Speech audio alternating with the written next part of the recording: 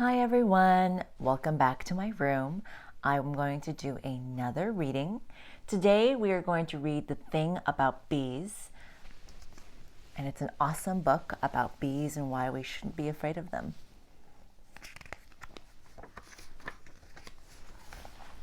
The Thing About Bees, a love letter.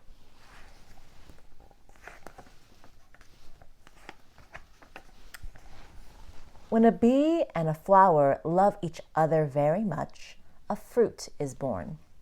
The flower makes a sticky yellow dust called pollen.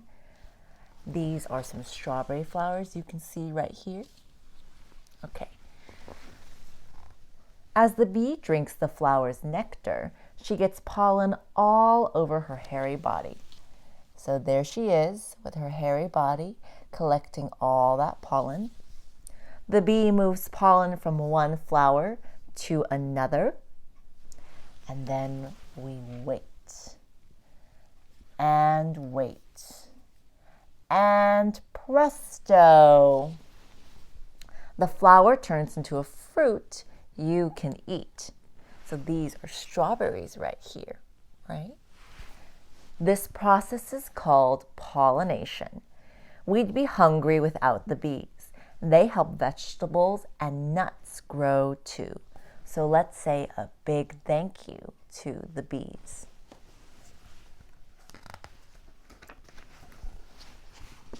Here's the thing about bees. Sometimes bees can be a bit rude. They fly in your face and prance on your food. They buzz in the bushes and buzz in your ear. They sneak up behind you and fill you with fear. So they're all running away from the buzzing bees. And worst of all, they do this thing called sting. Ouch.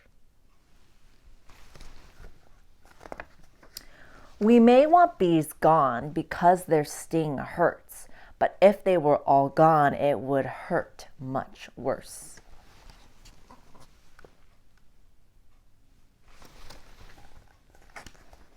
Without bees, there'd be no more picnics with watermelon, no more smoothies with mango, there'd be no more strawberries for shortcakes, and no more avocados for tacos.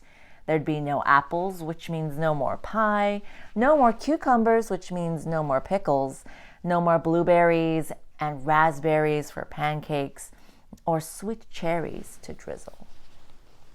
There'd be no more. Because some foods won't grow without bees to help them along.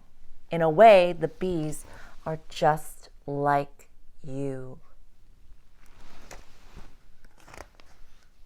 You buzz in the bushes and buzz in my ear.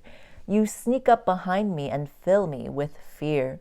You fly in my face and prance on my food. You even sting when you're in a bad mood.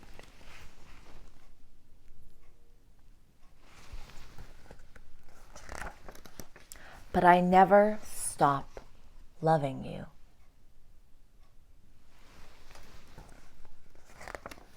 You're my sweet cherry, the apple pie of my eye.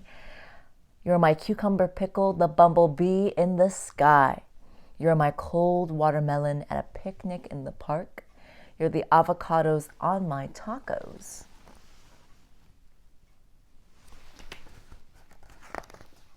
You're my strawberry heart.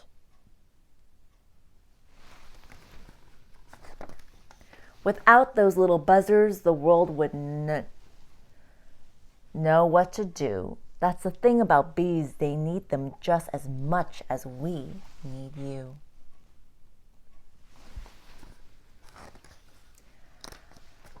I have a lot to learn from bees. I wrote this book because I have a ridiculous fear of bees.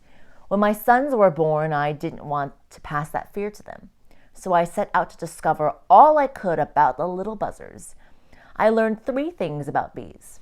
First, I learned that every living creature has a special part to play in the world, and that includes you.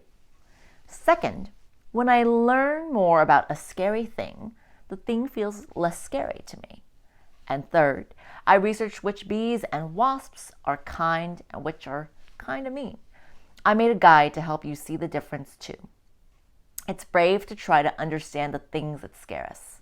Now, go be brave. Love, Shabazz, which is the lovely author. So, everything you need to know about how not to get stung, okay? Bee safety and etiquette. Ignore bees in flight. They can't sting you if they are not on you.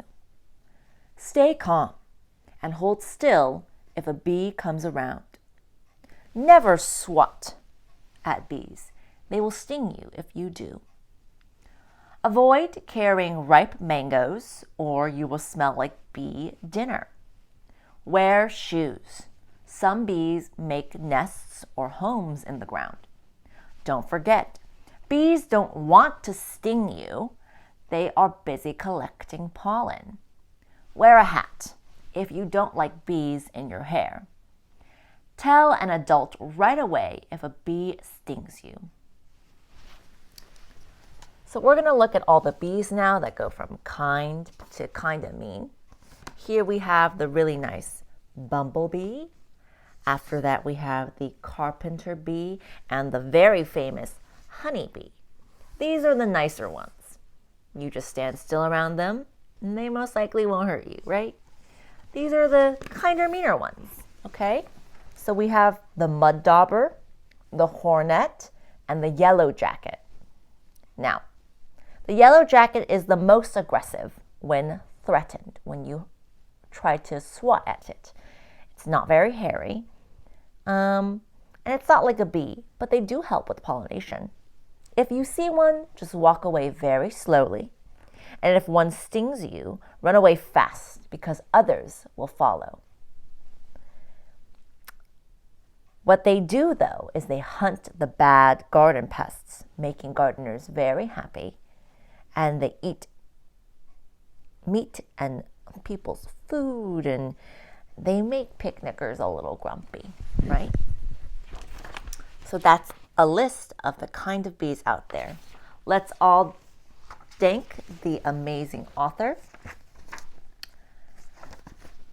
Shabazz, for writing this awesome book about bees.